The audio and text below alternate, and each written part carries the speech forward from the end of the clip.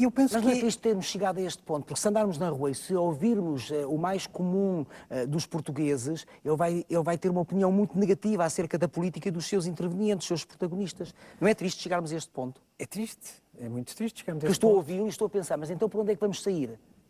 Temos que analisar, eu penso que temos que encontrar ideias, temos que nos mobilizar. Por uma nova república? Por uma nova república, eu acho que sim. Mas como é que se consegue uma nova república? Esta foi à custa de um golpe militar.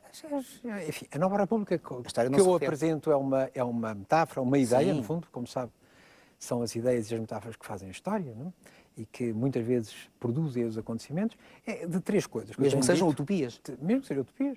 São três coisas fundamentais. A primeira tem a ver com este ponto, tem a ver com a credibilização dos partidos políticos. Nós temos que olhar para os partidos políticos como entidades onde possamos, de acordo com a nossa sensibilidade política e ideológica, discutir, apresentar as nossas ideias, valorizar os nossos projetos, mas para isso tem que haver uma aproximação entre os partidos políticos, não importa se são de direita ou de esquerda ou de extrema-esquerda, e a sociedade civil. Tem. A sociedade civil tem que ser chamada para esta discussão. Vamos lá ver, há duas coisas, porque a sociedade civil também não está completamente inocente. Eu acho que a sociedade civil tem que ser um bocadinho mais, tem que se mexer mais. Como se vê em toda a Europa. Sim, é muito passiva. O modo como a ligação entre a sociedade civil e os partidos na Alemanha, Inglaterra e França é muito grande. Não é? Mas aqui é curioso. É uma herança cultural. Tradição, exatamente. É a tradição. Nós aqui temos realmente um astro. O Estado resolvia tudo por nós, não é? E, portanto, tem que haver mais também iniciativa do lado da sociedade civil e mais abertura. E outra, isso que eu digo, outra concepção. Nós estamos num período de mudança de paradigma dos políticos, digamos, da imagem do político e da própria política. Não é? Porque nós hoje vivemos uma crise que não é só aqui a questão do déficit. Nós estamos no que eu chamo o fim do paradigma do ilimitado. Nós vivemos desde os anos 70, tudo era ilimitado. Não é? Eram as matérias-primas, era o consumo, era o crédito, era a dívida, tudo era ilimitado. Nunca mais nada acabava, tudo podia crescer. Nós sabemos hoje, enfrentamos hoje a crise total deste paradigma e temos que viver de outra maneira. E vamos ter que enquadrar isto no momento... Mas que armas é que nós temos? Nós temos pouca produtividade. Que armas é que nós temos para justamente mudarmos o paradigma? As nossas armas somos nós. É por isso que eu digo, a aposta no botão e não na massa cinzenta, nas pessoas. A cultura. Na sua cultura, na sua criatividade, na sua capacidade. O que é? A produtividade é fazer melhor as coisas em menos tempo, fazer diverso. O que é a competitividade? Resulta disto. Quer dizer, e portanto temos que ver que isto está nas pessoas. Portanto, é por isso que eu digo, não é com Magalhães, nem com novas oportunidades, nem com coisas mais ou menos fantasiosas que se altera, porque as pessoas não mudaram por causa dessas fantasias. Portanto, o que nós temos que mudar é aquilo que as pessoas fazem. Nós precisamos de exportar, mas primeiro temos que criar os produtos que vamos exportar. Nós queremos mais turismo, mas temos que qualificar. Nós queremos mais turismo, mas temos que qualificar. Não é com este turismo de pé descalço e de massa que vamos lá. Portanto, há muitos erros, traz muitos erros diagnosticados, mas que não se alteram nos últimos anos. Agora, que a matriz mais profunda de todos estes nossos problemas é, no sentido amplo em que o Manuel Luís Goxa está a usar, cultural, não tem dúvida nenhuma. É justamente, só a cultura inspira uma visão do país.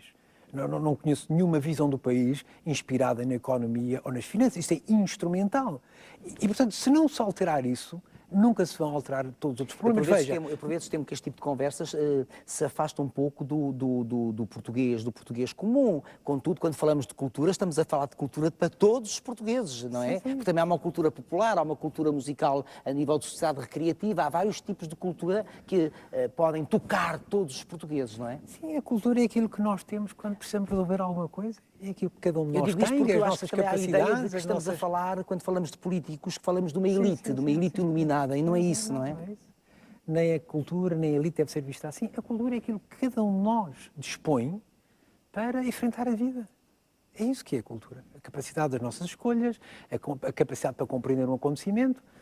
Tudo isso é cultura, que depois pode ter muitos graus, como tudo na vida, pode ser muito diversa, pode ter muitas inspirações, mas a cultura fundamentalmente é isso. E nós, enfim, somos tanto mais ricos quanto fomos culturalmente, em termos de país, em termos de capacidade de criação, em termos de projeção externa. Veja como na projeção do país se encontram esses exemplos. Nós, tirando o futebol, mas o futebol é uma atividade que já não tem pátria, não é? Hoje em dia, só a cultura nos projeta. Quer dizer, eu restava muitas vezes esse exemplo quando estava na cultura. A única razão, podem-se folhear jornais durante o ano inteiro, pelas quais Portugal é falado, e sobretudo bem falado no mundo, são os nossos artistas, são os nossos criadores, são... E é isso que resiste ao tempo. E é isso, sem dúvida, que resiste ao tempo. É isso, sem dúvida, que resiste ao tempo. Sr. Professor, como é que lidou com este despedimento da sua função de embaixador, aliás, era a pessoa certa para o lugar certo, de embaixador junto da Unesco em Paris, porque, segundo disse a comunicação social, soube-o pela comunicação social. Mas diz o Ministro dos Negócios Estrangeiros que já lhe havia comunicado há meses.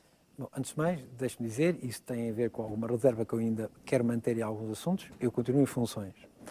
Foi anunciada, enfim, a rotação, como foi dito, e portanto, eu digo a verdade, eu costumo dizer a verdade e, portanto, o que se passou é verdade. Eu de manhã tive conhecimento por um telex da Lula, que o resto do meu número 2 na missão me trouxe. Era a tal coisa, os jornais sabem primeiro. Exatamente. E à tarde o embaixador Vasco Valente falou-me para me confirmar, enfim, alegando que na altura o ministro estava num avião e, portanto, enfim, qualquer coisa do género. Mas falou-se muito que seria, vamos lá, uma medida que tinha a ver com a entrevista ao Expresso e com este livro e agora. Contudo, o livro é uma coleção de textos que já têm algum tempo, não é? Que foram publicados por si em artigos de fundo, não é? Sim. A maior parte dos textos foram naturalmente entrevistas, em função do contexto. Sim, mas a provocarem moça junto do Partido Socialista já tinham provocado antes, não é? 2000, mas não provocaram nenhuma moça, pelo contrário, eu sinto muito entusiasmo até, enfim, das pessoas que me têm falado nestes dias com o livro, com as ideias do livro. Eu digo dentro do Partido Socialista. Dentro do Partido Socialista, porque o Partido Socialista não é uma cúpula dirigente, enfim... Pronto, dentro da cúpula dirigente do Partido Socialista. Militantes. Mas deixe-me dizer duas coisas. Em primeiro lugar, eu encaro com toda a tranquilidade. Eu fui convidado para a Unesco, de resto com algum sacrifício pessoal, devo dizer, mas com muita satisfação, enfim, em termos da missão. Estamos a falar de ciência, de cultura, estamos a falar de áreas que são queridas. Não é? Ainda agora, por exemplo, eu vi agora o prémio Nobel o Lin Xiaobo, da Paz. Este chinês, nós tínhamos a vice-presidência de um comitê na Unesco, o Comitê dos Direitos Humanos, foi alguém por quem nos batemos imenso, porque é uma área muito importante da Unesco, é os direitos humanos, como a cultura, a educação, a ciência, é a grande agência mundial para estas áreas. É algo que eu fiz com muito gosto e procurando sempre prestigiar o meu país. E no momento em que me dizem que não precisam mais de mim, eu encaro isso com a maior das tranquilidades, com o maior dos desprendimentos. Como eu lhe disse no princípio... Porque não se é ministro, não se é embaixador, está-se ministro ou está-se embaixador, é isso? É com a maior das... Agora, há duas coisas que foram faladas em relação às quais eu lhe posso falar. Uma é essa entrevista e o livro, que segundo alguma especulação, não fui eu, enfim, mas teriam desagradado muito, o que eu acho estranho, acho até um bocadinho desagradável falar nisso, porque acho... Sabe, eu gosto de pensar em quem dirige o meu país, mesmo que se esteja a idealizar um bocadinho as coisas como estadistas, com pessoas que têm visão e pessoas que sabem ouvir. Quer dizer, essa reação que foi transmitida em relação... é uma reação menor, inferior. E isso é uma coisa que me desgosta. Mas as próprias pessoas não queriam manifestar o desagrado. E portanto, eu sobre essa matéria, quer dizer, e parece-me, é realmente algo muito menor. Deixe-me só ficar por este adjetivo. Depois há uma questão de fundo, que também foi falada, em relação ao qual eu posso precisar de 2 ou 3 aspectos, que é, há um ano, portanto, o mal-estar que viria de há um ano, quando foi a eleição para a direção-geral da Unesco. E aí, efetivamente, entre os 9 candidatos, havia um candidato, que era Ministro da Cultura de uma ditadura, o Egito, que, enfim, há 20 anos, que também é curioso, logo o Ministro há 20 e tal anos, que anunciou, enfim, que, responsável, primeiro ponto, a responsabilidade, responsável pelo encarceramento de jornalistas, perseguição de criadores, censuras de feiras do livro, enfim, um currículo vergonhoso.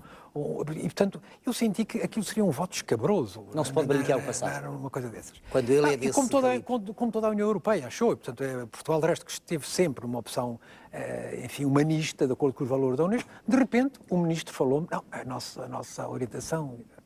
Eu argumentei com ele, de resto, pedi para falar ao telefone e argumentei com ele, aquilo que eu acho que deve fazer um embaixador, quer dizer, qual é a relação de força, quais são os argumentos por e contra, enfim, dando os dados, porque realmente é isso que está a fazer, o embaixador está a fazer qualquer coisa, está a ter que preparar-se... Mas o embaixador tem que ser um elemento de confiança total do governo, claro. Não é? E, portanto, eu apresentei essa situação e os dados ao ministro, que me pediu para pensar e, passando uns momentos, me telefonou e me disse, olha, eu estive a ouvir isto, realmente é muito incómodo, mas tem que ser, são razões de Estado, etc.